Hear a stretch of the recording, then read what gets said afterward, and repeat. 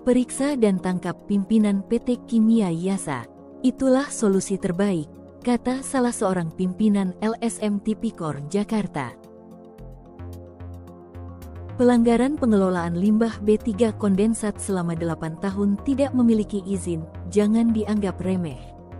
Patut diduga, ada orang kuat yang ikut membentengi kegiatan tersebut, sehingga PT Kimia Yasa merasa super body dan tidak tersentuh hukum. Setelah kejadian kapal tugboat pengangkut kondensat meledak beberapa saat lalu dan memakan korban jiwa, masyarakat mengalami trauma karena betapa dahsyatnya ledakan tersebut. Guncangan sangat terasa hingga ke rumah penduduk sekitar, menurut Kepala Desa Luwehulu, Bapak Arisandi. Terkait dengan kejadian ini, perlu kita belajar memahami bahwa dampak yang terjadi sudah menghilangkan nyawa seseorang. Nah, inilah yang berkembang di lingkup masyarakat, barang tentu yang perlu kami sampaikan.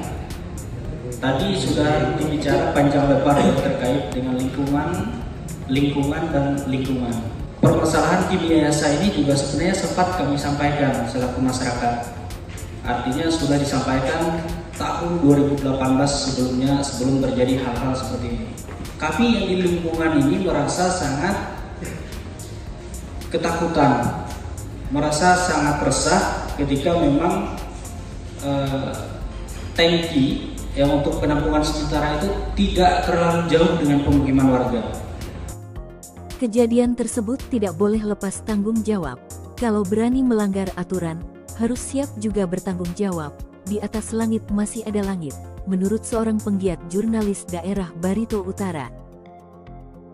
Pemerintah tidak boleh lepas tanggung jawab dari kejadian ini, di mana keberadaan Kementerian Lingkungan Hidup, Kementerian ESDM, yang memiliki otoritas kewenangan atas perizinan pengelolaan limbah B3 kondensat tersebut.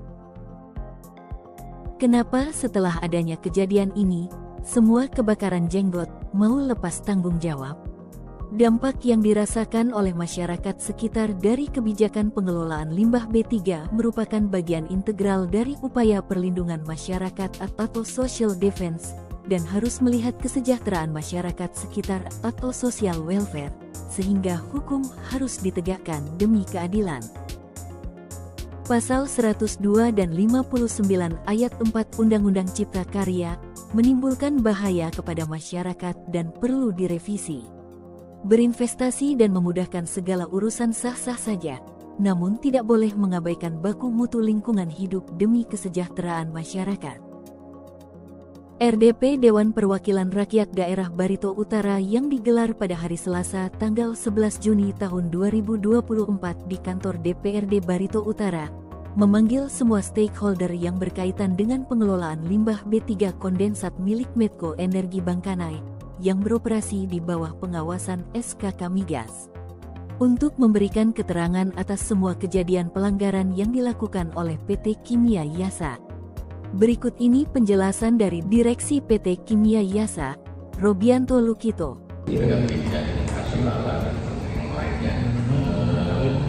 Memang untuk pengurusan versus itu nanti ada dibutuhkan waktu, cuman dari pihak KSP belum state berapa lama ya, cuman makanya besok ini kami akan berusaha minta petunjuk dulu dari dia, karena banyak aturan-aturan yang memang bertolak belakang dengan pengurusan ini, makanya harus ada yang dibenahi dulu di belakang ini, karena ada perubahan-perubahan dari kementerian yang lainnya gitu Pak. Jadi macam tadi surat izin pancing aja harus diubah dulu, nanti baru urusan itu. Dan dilanjut penjelasan dari GEM Medco Energi Bangkanai, Luki Cahyadi, pimpinan PT TBP Hashim, Muhammad Bashir Mahfud, Kepala Teknik Tambang PT Padaidi, Muhammad Aditya Zulkarnain, dan sejumlah anggota DPRD Barito Utara. Dimulai dari nanti Pak Robi akan tapi ini ya, jadi pada saat itu memang kita tenderkan di sini tapi di protes kan siapa yang paling cantik gitu ya. agak paling bagus, tapi itu artinya ya memenuhi syarat pemilihan itu lah. Itu yang dipilih. Dan mereka harus setuju dengan harga yang ditetapkan pemerintah. Jadi bukan kita yang menetapkan, pemerintah sudah standar. Kalau misalnya minyak berasal dari daerah ini, kondensat dari daerah ini, harganya sekian.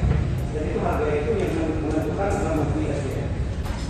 Saya tidak akan mempertanyakan evaluasi Bapak sampai pada titik itu. Saya hanya ingin bertanya, prosedur yang dilakukan oleh pengangkutan kondensat dan pelabuhan yang ada di Jatiluwi. Sepengalaman saya, Pak, sebagai orang kapal, tanker gas dan LNG, pelabuhan Anda tidak memenuhi standar. Itu pengalaman saya. Dan kedua, safety dari pelabuhan Anda boleh dikatakan kurang, menurut saya. Kenapa saya bisa bicara begitu?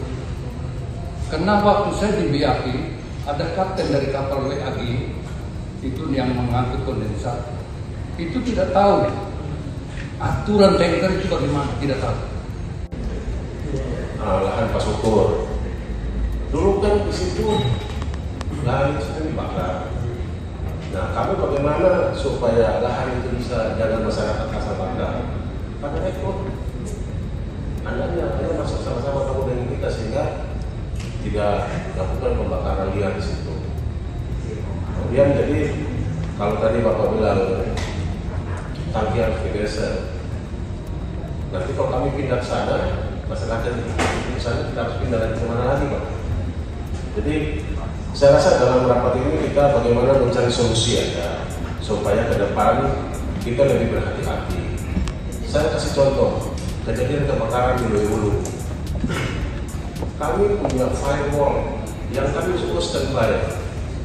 Kasus kebakaran di Hulu kami semua siaga kebakaran.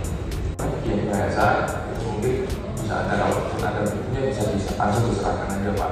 Tapi kalau lebih kepada ini tidak ada sama sekali kerjasama tersebut, Pak. Karena saat ini Pak di dalam jajaran direksi kami kan tidak ada namanya monitor polisi di Pak. Itu yang bisa dapat kami sampaikan terkait dengan penggunaan daripada ini. Yang kedua, kita akan coba refresh kembali bahwasanya kejadian kecelakaan kemarin itu di luar jadinya pada ini, Pak, bukan di dalam jadinya pada ini, karena sudah ada komunikasi juga bahwa datanya akan kami juga serahkan role-nya itu seperti apa, ya sudah itu juga sama dengan yang disampaikan ke penyidik juga, Pak. Jujur saja Pak Didi itu kan hampir 15 tahun baru karena ada takut ini terbakar, baru tahu ada titik biasa yang kita tahu cuma titik Menko gitu ya. Nah kita tidak tahu, tapi alhamdulillah mungkin karena adanya insiden seperti ini, nah ini juga membuat terus juga Pak untuk pemilik takut tadi kan artinya mempertanyakan, tadi kan dijawab oleh dari pihak saya perwakilan. Artinya mereka juga sudah mengingatkan, nanti jangan bersandar waktu isian pengesatnya dibayar, tapi mereka tetap ngotot juga bayar pada juga itu. Nah ini juga perlu Pak, itu masukan juga pemerintah kota. Dan tidak luput dipertanyakan terkait progres penanganan penyelidikan terhadap korban jiwa dan keluarga oleh aparat penegak hukum Polda Kalteng yang sampai saat ini belum ada titik terang. Untuk informasi terbaru dan terkini, bisa kalian kunjungi langsung di website Channel 7 TV atau media sosial Channel 7 TV. Dari Barito Utara, Kalimantan Tengah, Ramli, Channel 7 TV melaporkan.